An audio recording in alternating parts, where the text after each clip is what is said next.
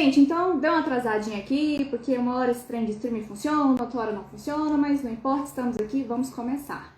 Então, boa noite para você que está aqui comigo agora, muito obrigada, tá? O que nós vamos conversar hoje aqui no Entenda Genética?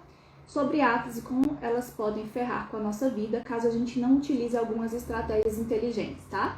Eu sou a Natácia e a gente vai conversar um pouquinho sobre. Você pode mandar a pergunta para mim, colocar aqui na descrição. No final da nossa conversa, eu vou respondendo, tá bom? Vou respondê-las. E, gente, por que eu falo que as atas elas podem ferrar com a nossa vida? Eu quero que você, aí, enquanto eu vou organizando a apresentação de slide, vá pensando qual que é a coisa mais preciosa que você tem.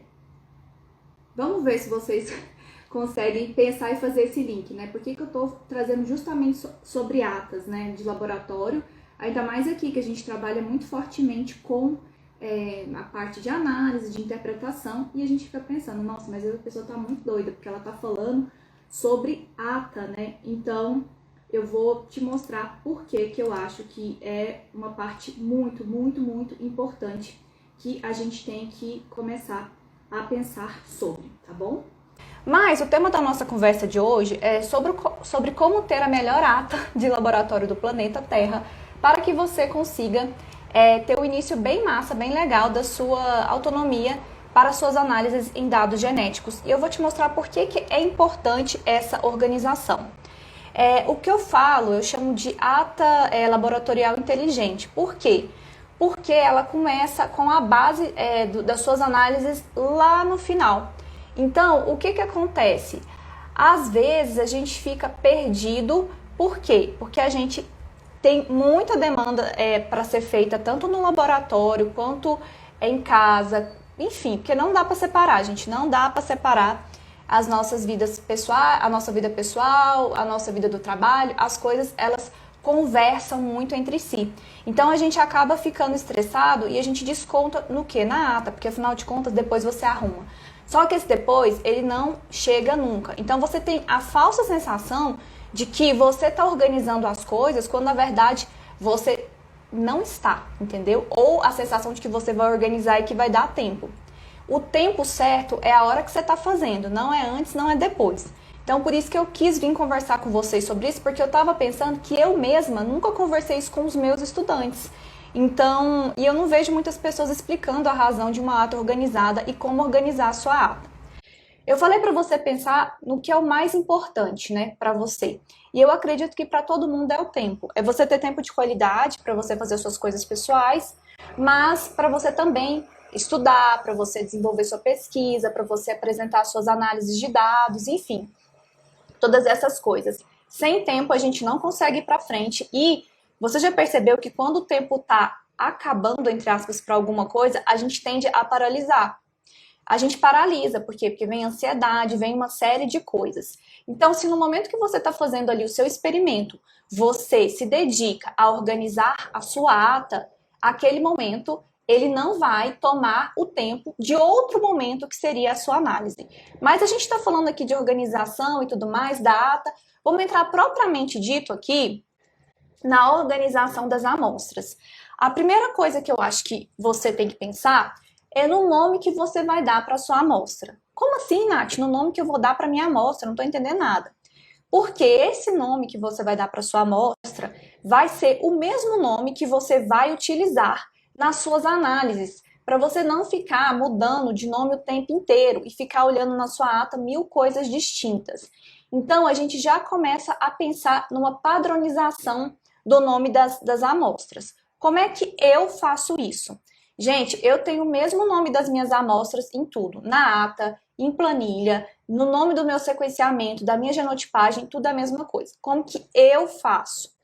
Eu coloco o nome do gênero que eu estou estudando e da espécie. Então, nesse caso aqui que eu estou mostrando no slide, a minha espécie é uma espécie do Nordeste, Acrocomyntumensis, e aí a gente tem a C. A C é o início do gênero de Acrocomia. E o I que tem aqui no meu código é de Intumensis. Então, toda vez que eu olho a C, eu sei que eu estou com uma amostra na mão de Acrocomia intumensis. É mais intuitivo. Depois, no meu código, eu coloco as 2 primeiras letras do município. Então, nesse caso aqui, eu coletei Pontas de Pedra em Pernambuco. Então, o meu código vai ser ACI-PO-PE. PE é o estado. Assim que eu pego esse tubinho, eu sei, cara, eu tô com a minha amostra aqui de Acrocomyntumensis, lá de Pontas de Pedra, de Pernambuco. É bem intuitivo. E eu faço isso para tudo, para PCR, para genotipagem, para o sequenciamento, para as etiquetas, tudo tem a mesma coisa. E aí, se você explica essa dinâmica, qualquer pessoa consegue, então, compreender do que você está falando. Depois, eu pego essas amostras, no meu caso, o tecido é de planta, né? Eu coloco num tubete desse aqui, e aí eu guardo dentro de um saquinho. Cada população fica dentro de um saquinho, porque eu não sei se vocês já viram, mas, gente, é de lascar. Às vezes você pega um projeto que já começou no lab, ou as coletas, a gente vai coletando e vai guardando, isso é normal, outras pessoas vão usufruir dessas coletas, e aí você chega lá e você não entende nada. Nem se você vai passar e nem se você é a criatura que está recebendo, porque o povo mistura tudo. Então, o que eu faço com as minhas amostras de coleta? Não importa se é planta, se é bicho, não importa. Eu coloco dentro de um saquinho, eu escrevo o nome, né, aqui de canetinha, e eu coloco dentro um papel com escrito de lápis, porque o lápis, se o gelo derreter e tudo mais, ele não vai perder a tinta, beleza? Então, eu guardo essas amostras no freezer. Quando eu pego o saquinho, eu já sei exatamente do que eu tô falando, de quem que eu tô conversando. Essa mesma organização que eu falei, eu também coloco no meu tubinho. Só que o meu tubinho que eu tô falando não é só o de DNA, não. É o de amostra, porque eu não gosto de jogar fora a amostra. Então, eu tenho esse tubo maior e depois eu tenho um tubinho bem pequenininho que eu coloco o que eu vou extrair de DNA. Porque senão eu vou ficar congelando e descongelando a minha amostra o tempo inteiro. E, gente, quando você fica congelando e descongelando a sua amostra o tempo inteiro, creia, vai dar, não posso falar palavrão aqui porque senão vai cair meu negócio, mas vai dar muito ruim. Vai dar muito ruim porque vai degradando o seu DNA. Então, uma estratégia legal é de você separar um pouquinho desse tecido que você vai usar nas extrações, no lugar de ficar congelando e descongelando essa fonte. Então, às vezes você tem erro lá na frente, não consegue andar para frente e o seu DNA só tá degradado, sabe? Por causa desse macete que às vezes as pessoas não passam. Cada um desses tubinhos que eu falei que eu tenho essas amostragens assim para eu extrair depois, eu guardo numa caixa e nessa caixa eu coloco lá plantas maceradas para extração em meu nome, porque o povo mexe nas coisas. E assim eu faço, tá bom? Outra coisa que eu gosto de fazer dentro das caixinhas é colocar o nome dessas populações, do município, da espécie, o que ela é, igual eu coloquei aqui para vocês no slide, eu tirei a foto da minha caixinha. E aí, gente, o que eu faço? Vou começar a mostrar as atas. Eu tenho essa ata aqui, por exemplo, e aqui é a minha ata de extração. Na minha ata de extração das minhas amostras, eu coloco: as amostras extraídas estão na caixinha X. Por quê? Se eu precisar procurar essas amostras, eu não preciso ficar igual uma doida, abrindo um monte de caixa, com meu dedo congelando e caindo. Porque eu tenho que achar, a gente tem que achar o tal do tubinho. Não, eu já sei qual caixa que eu vou diretamente, eu não tenho que ficar procurando. Então, perceba que isso é organização. Lembra que eu falei do tempo? Que o tempo é o seu artigo mais precioso? Então, justamente, se você tem tempo para fazer isso, você vai poupar tempo depois. Ó, eu mesmo era dona de não fazer isso ninguém me contou, foi a vivência. Aí, uma vez, o que aconteceu? Eu tava abrindo a geladeira, tava no freezer, e aí caíram todas as minhas caixinhas, porque eu tava empilhando e tentando achar a amostra. E aí caiu tubo pra tudo quanto é lugar. Ou seja, deu muito ruim. Se eu soubesse, sabe? Então, aqui tá a minha caixinha e como eu organizava o meu DNA. Aí, vocês podem observar aqui no tubinho que tem um número em cima do tubinho. Então, esse número aqui, eu colocava ele com uma canetinha. E presta atenção, a canetinha que você vai usar é uma que não vai sair com água, que ela fixa mesmo. Então, não dá para você falar assim, vou economizar, Brasil, para comprar canetinha. Não dá para economizar. Você vai ter que tirar o escorpião do bolso e comprar uma canetinha, que eu não sei se o povo pronuncia Sharpie ou Sharpie, enfim, deixa eu pegar para vocês verem. Essa canetinha aqui, ó. Tem que tirar o escorpião do bolso, tá vendo? Eu gosto da azul ou da preta, mas porque eu acho que enxerga melhor. Então, você vai nomear com ela, numerar, e aí eu sempre coloco a etiqueta aqui.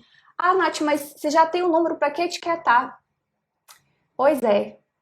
Imagina, se você, criatura, pega e só põe número, e aí você não passa, você vai passar esse projeto para alguém, a pessoa vai pegar número, vai olhar número aqui, mas aí você tem número repetido, porque você resolve que você vai numerar as suas amostras a cada extração começando do zero.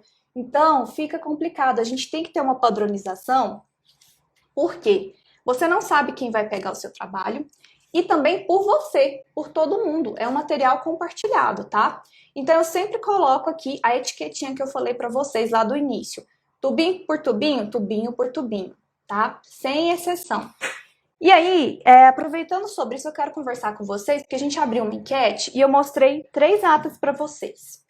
A minha primeira ata, essa aqui, linda, maravilhosa. A minha segunda ata, que começou a melhorar um pouco, mas ela é de lascar, porque quando você abre aqui, ó que beleza, não dá nem para enxergar nada, né? E a minha terceira ata, que foi minha ata do doutorado. Olha que coisa mais fashion, gente, a bichinha tá lá, ó. Filogeografia, coisa mais linda do planeta. E aí, eu fiz a enquete e perguntei para vocês se vocês achavam que essa ata aqui estava apropriada. E algumas pessoas falaram que sim. E aí muita gente falou assim, mas é porque tem bichinho, não pode ter bichinho no laboratório, não sei o que, tem que ser um ambiente sério. Não tem nada a ver com isso, gente. Vamos tirar esses preconceitos. É por causa disso aqui, ó. Essa espiral aqui, tá vendo, ó? Solta. E aí, você, criatura, não vai saber se saiu uma página, né? E outra coisa, não é numerado. Então, você nunca se sabe o que pode acontecer. Vai que alguma folha some, algo acontece. Quando você tem as páginas numeradas, e aí não importa se você vai fazer isso num caderno que não é de brochura, mas e aí você vai numerar com a mão, não tem problema se você numerar com a mão não, tá? Mas o que é legal dessa ata que a gente compra aqui? É que ela vem com um númerozinho. Aqui, ó. Então ela é toda numerada. Eu sei quando alguém mexeu, quando eu mexi, se arrancou uma página. Não vai cair nada, porque aqui não é de espiral. Então, com o tempo, infelizmente, essa ata aqui vai dar ruim. Por isso que eu falei para vocês que ela não era uma ata legal, tá? Essa aqui é uma ata muito bacana de você fazer. Beleza? Quando eu falei para vocês sobre a numeração, e aqui eu tô mostrando para vocês algumas amostras que estão em banho-maria, o que eu costumo fazer? Essa numeração, por exemplo, se eu vou fazer uma extração, ela vai de 1 a 100 indivíduos. Beleza. A minha próxima extração são mais 100 indivíduos. Então, eu vou começar a numerar meus tubos com o número 101, porque eu já extraí de 1 a 100 indivíduos anteriormente. Se eu for extrair de novo o indivíduo número 1, eu vou dar para ele o nome de número 1. Porque quando você vai fazer extração de DNA, por exemplo, não tem como a gente etiquetar. Porque a gente tem que colocar, na maioria dos protocolos, em banho-maria. Se você etiquetar, o que vai acontecer? Vai derreter. E aí vai sair o nome e tudo mais. Então tem que ser número mesmo. Então, uma vez que você deu o número para o seu tubinho, que esse número seja universal e padronizado. Eu vou mostrar para vocês isso, como que eu organizo no Excel e tudo mais. Mas faça isso que vai te facilitar muito a vida. Porque lembra do tempo? Aí você pega lá e vê que você fez uma extração que começou a numerar de novo do 1 em outra data. E aí, Brasil? E se você mistura? E se você não etiqueta? Por isso que eu falei, faça tudo na hora. Terminou de extrair? Meu Deus, mas eu tenho que fazer um relatório. Vai etiquetar a sua amostra. Você vai ser muito feliz com isso depois. E, novamente, a canetinha que a gente usa aqui é a Sharpie. Falando sobre isso, outra coisa que eu faço para facilitar a minha vida e otimizar o meu tempo lá no laboratório. E depois para poder estudar e fazer as minhas análises e tudo mais. Quando a gente tem as nossas plaquinhas, né, de DNA e tudo mais, quando a gente vai fazer a PCR, e aqui eu tô mostrando para vocês um bando de placa que eu usei no meu mestrado, foi muita placa mesmo. O que eu fazia para fazer as minhas reações? eu nomeava, tá vendo que aqui eu tô nomeando na plaquinha, tem o nome do que eu tava fazendo e qual era a data, tá? E aí, esse nome eu colocava embaixo da reação que eu fiz no laboratório. Então, por exemplo, se eu fizesse uma PCR, eu colocava o nome para minha placa de PCR e aí eu colocava qual que era o nome da minha plaquinha. O negócio é que se eu mostrar aqui para vocês não vai dar no meu caderno. Mas eu sempre colocava isso embaixo. Por quê? Se eu precisasse de procurar alguma coisa ou repetir alguma genotipagem da PCR, eu ia lá na minha ata, via qual era o indivíduo, via o nome da placa, ia no freezer e encontrava essa plaquinha aqui, bonitinha lá com essa correspondência. E ainda sobre isso, gente, outra coisa que eu fazia, que eu acho que pode ajudar muito, muito vocês. Nós tiramos foto de gel, certo? Certo, para registrar. E aí, eu tinha uma pasta só com os meus géis. Ah, mas tem que deixar no lábio. Beleza, deixa no lábio, ok, mas você tem que ter a sua pasta. E aí, cada gel que eu fazia de alguma reação, eu nomeava esse gel. Então, gel 1, gel 2, gel 3, eram assim os meus nomes. Nomes fáceis. E aí, abaixo de cada uma das coisas que eu fazia, eu colocava o número do arquivo que correspondia com esse experimento que eu fiz, com o gel que eu fiz. Então, por exemplo, aqui eu tenho a foto do meu gel. Eita, e bem aqui do ladinho tá escrito, ó, 003, 003. Por quê? Porque esse é o arquivo 003. Se eu olhar aqui na minha pastinha, eu vou achar rapidinho e vou conseguir identificar sobre o que eu tô falando. Novamente, a gente reduz tempo. Esse arquivo, agora a gente vai falar sobre uma outra coisa, já que a gente está falando de gel. Quando a gente faz o gel, geralmente a gente olha se funcionou, se não funcionou, né? E beleza, beleza.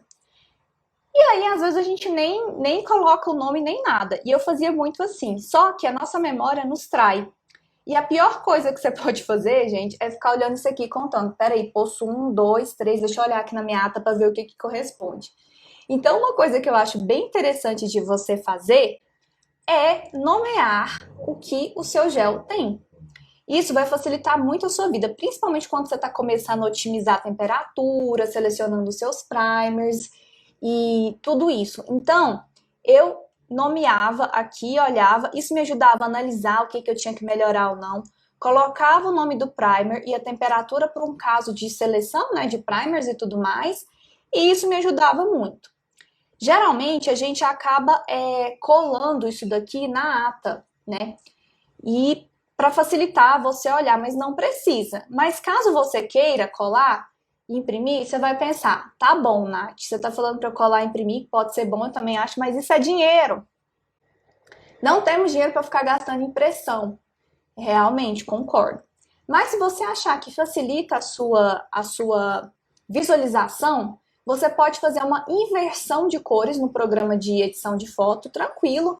No Windows mesmo a gente faz, você vai inverter a cor, e aí o que era branco vai ficar preto, igual aqui na imagem que eu tô mostrando para vocês, tá vendo? E o gel, que era a parte que tinha mais tinta, todo preto, vai ficar branquinho. Então, com essa estratégia aqui, você consegue reduzir os valores, né, da impressão e tudo mais. Mas uma vez que você tem o gel e o arquivo, tranquilo, não tem com que se preocupar. Agora, gente, o que acontece? Tem sempre uma discussão, né, data laboratorial digital, online e tudo mais. Eu, Nath, gosto muito dessa ata aqui, porque a gente escreve tem muito tempo, então nós temos um histórico, né, social de escrita, a gente consegue raciocinar, pensar, organizar, isso funciona muito para mim e eu tenho ela aqui. O que acontece? Nessa ata aqui, eu tenho os meus experimentos, eu tenho as minhas amostras padronizadas e tudo mais. Só que se eu estiver andando com isso aqui na minha mochila e alguém roubar, o que pode acontecer? Você perder tudo. E isso é plausível, eu falo porque teve uma vez que eu tava fazendo meu doutorado, gente, e eu era a louca da autoclave. Eu era muito doida com autoclave, muito doida mesmo. E aí eu achei que eu tinha deixado a autoclave ligada no laboratório. E eu fui voltar para o laboratório, era umas 5 horas, isso lá em Ribeirão Preto. E eu morava perto da USP. E lá perto da USP, nossa, tem muita questão de assalto e tudo mais. E aí, chegando na USP, o que que aconteceu comigo? Sim, eu fui assaltada, pegaram tudo, inclusive a minha ata. Só que, afortunadamente, eu tinha uma ata online. Então, eu tenho várias organizações referentes a isso, tá? Referentes à ata online, digital e a minha ata física, que eu gosto muito para trabalhar. Então, eu vou mostrar para vocês como é que eu uso cada uma delas. Então, na minha ata física, eu anoto as minhas coisas, quando eu fiz, a data, PCR e tudo mais, e eu faço um espelho disso aqui lá no Excel, tá? Coloco isso no Drive, porque nunca se sabe. Ah, você usa o Excel do Google lá?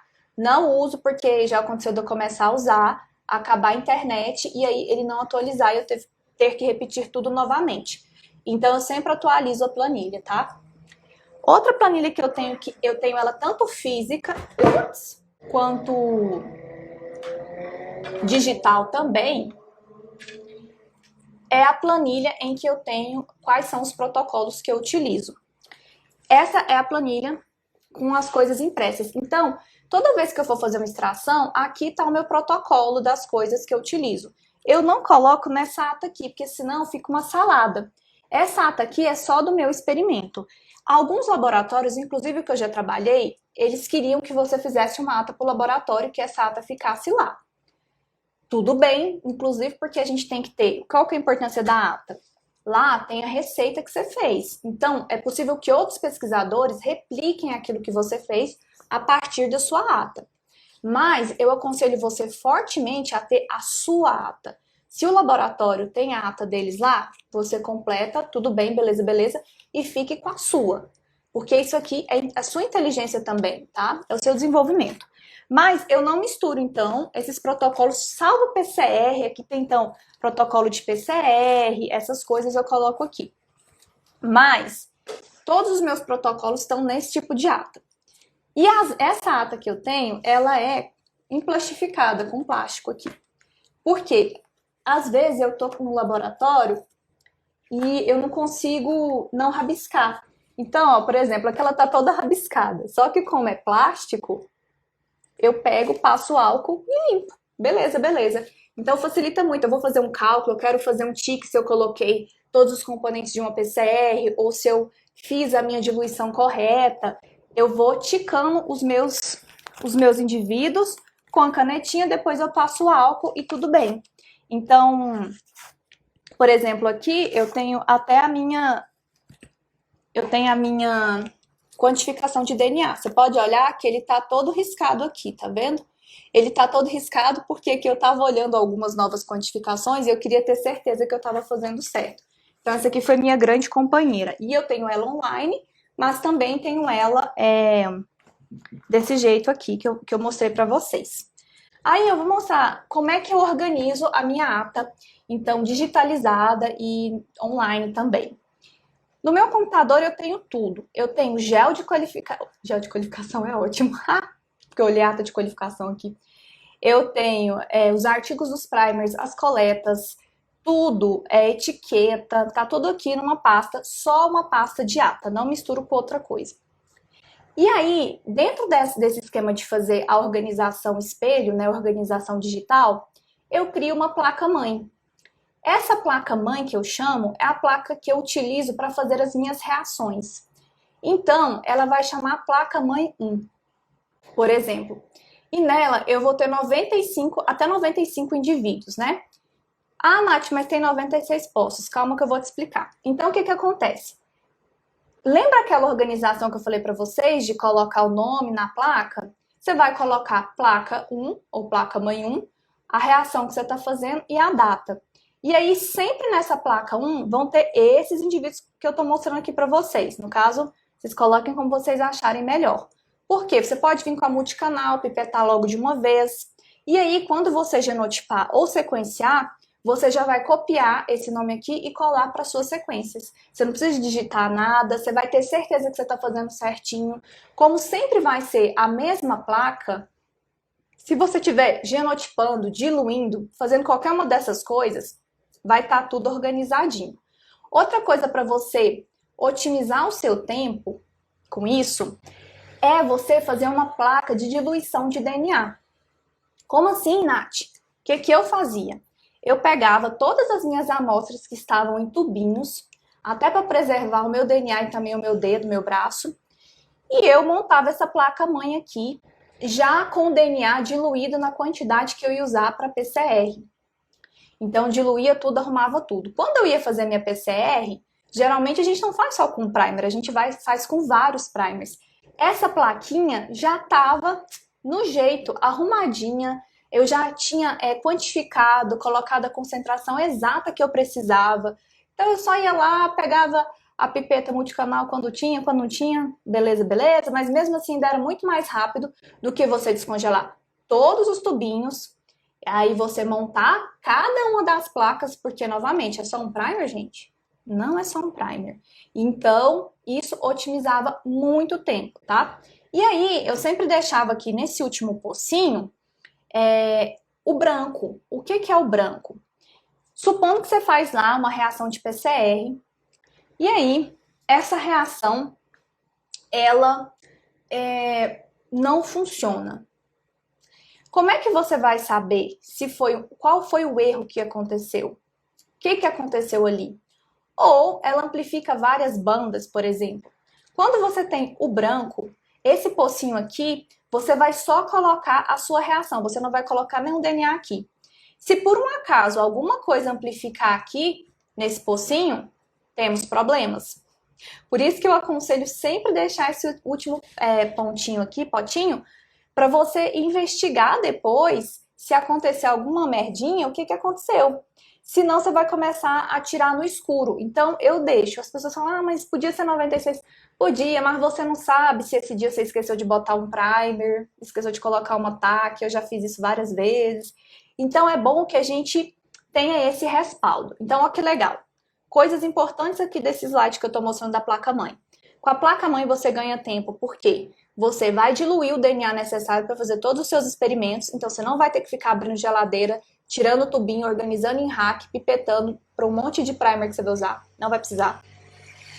2, você minimiza o erro de pipetar indivíduos errados, porque como a gente trabalha com diversidade genética, pensa o prejuízo de você misturar amostras, não dá certo.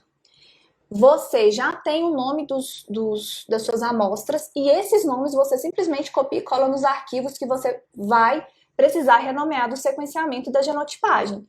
Tem gente que não renomeia, gente. Eu não sei como é que essa criatura analisa, porque depois, quando sai a análise ali, você fica, ai meu Deus, qual que é o indivíduo 1? Ai, deixa eu pegar aqui na ata. Indivíduo 1 é esse. Tipo, não faz sentido.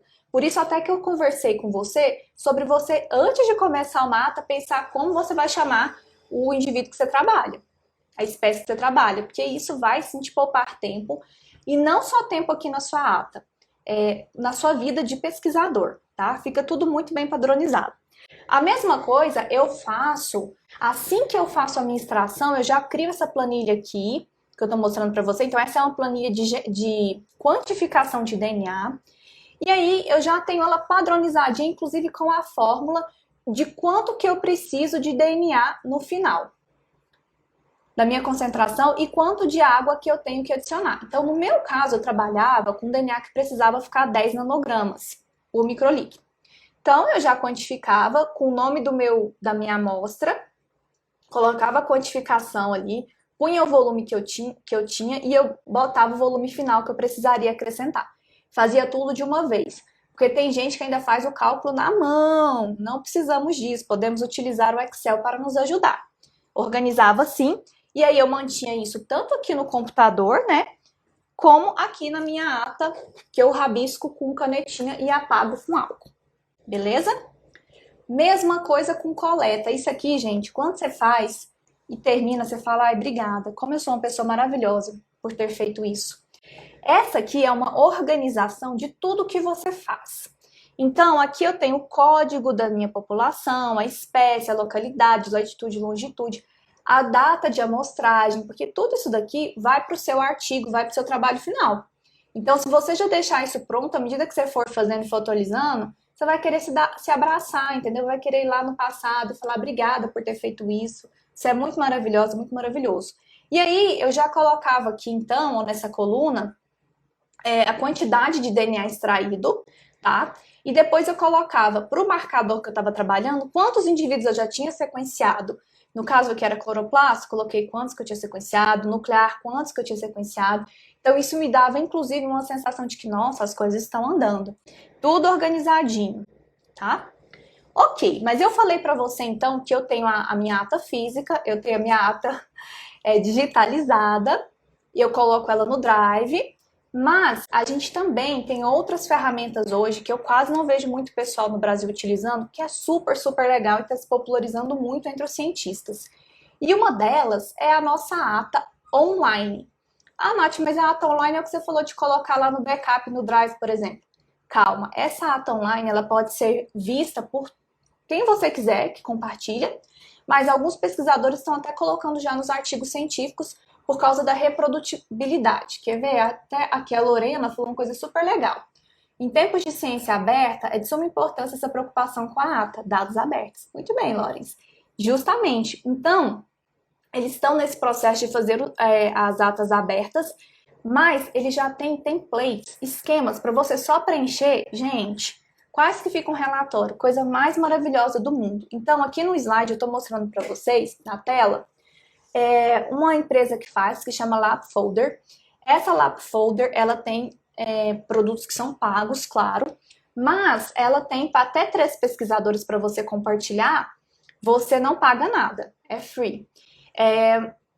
Você pode fazer só para você, entendeu? Para facilitar a sua vida, porque olha que gracinha o esquema que fica, tá vendo? Você pode colocar as fotos, ele já tem como se fossem quase que como se fosse assim uma organização automática das coisas, sabe? Então olha que gracinha que fica. Eu sugiro esse site e também tem uma outra empresa que faz. Aí essa aqui o legal dela é que ela é free para quem é estudante, para quem é técnico. Então aí você não tem que se preocupar, tá bom? Então eu sugiro as duas. Outra coisa que eu acho super legal, que eu também não vejo as pessoas usando muito, são aplicativos que salvam a nossa vida. Como assim, Nath? Gente, eu até já comentei com vocês sobre um aplicativo que chama LabHacks. Nesse aplicativo LabHacks, você consegue fazer suas diluições. Claro, não vai sair contaminando seu celular, não. Você consegue fazer suas diluições, você consegue fazer a reação de PCR, o cálculo lá certinho. Você consegue colocar a ata do laboratório toda online, super tranquilo de usar, gratuito. Tem até, eles têm timer, não, uma gracinha. Eles têm o tamanho dos leaders por empresa, tudo muito tranquilo de ser utilizado. Então, essa conversa toda que eu trouxe aqui para vocês sobre uma ata laboratorial inteligente é porque eu, particularmente, quase não vejo as pessoas preocupadas com isso. Mas eu vejo as pessoas muito descabelando na hora de fazer as análises dos dados e tudo mais, e aí não ter tempo para nomear, para inventariar o que foi feito, para concluir o seu trabalho. Às vezes você acaba repetindo coisas que você já tinha feito, perdendo tempo, tendo que abrir caixinha. Então, a gente tem que aprender a otimizar o nosso tempo, gente, porque esse é o artigo mais importante que você tem. É fazer o tempo a seu favor, não escravo do tempo. Então, não é trivial você organizar. Se você já começa de uma base com essa organização, olha, eu tô falando por mim, do fundo do coração. Gente, do meu mestrado era uma tragédia, meu Deus do céu. Por quê? Porque eu colocava só 1, 2, 3, 4, 5 para cada amostra, eu ficava louca sem saber o que era cada coisa. Eu já perdi extração porque eu deixei 2 caixinhas que estavam com a mesma numeração, sabe? 1, 2, 3, 4, caírem no chão, e aí eu não sabia o que era cada um dos indivíduos que eu tinha mostrado, porque eu não tinha colocado um número exclusivo para cada um. Eu achava que era besteira etiquetar ali do lado. eu não tinha essa noção de que as etiquetas poderiam não só me ajudar, como estar ali presente para outras pessoas, é problema de pecinha. Eu nem pensava nisso, sabe? Mas no meu doutorado, gente, isso daqui foi a vida. Então, às vezes eu fazia até 15 PCRs de uma vez. Nossa, mas 15 PCRs de uma vez? Sim. Por quê? Porque eu tinha minha placa mãe, eu tinha mais ou menos umas 4 placas mães, e aí eu já pipetava tudo de uma vez. Fazia umas 15 placas de uma vez, tampava bonitinho, então cada uma já tinha ali o DNA, e aí eu só ia adicionando o mix e deitava os camelos, entendeu? Porque no final do dia a gente tem que ter tempo pra gente depois interpretar os nossos dados e tudo mais, e não dá pra gente ficar depois tentando puxar na memória. Porque o problema da gente é achar, eu vou lembrar isso daqui, e aí não lembra, né? Então, é isso. Era sobre isso que eu queria conversar com vocês. Eu espero que depois disso aqui, vocês fiquem mais tranquilos, mais sossegadas com essa questão mesmo de organização e entendam que realmente funciona, né? Que faz sentido isso. Então, um beijo grande, muito obrigada por todos que estiveram aqui, pela participação de cada um. Beijo grande e até breve.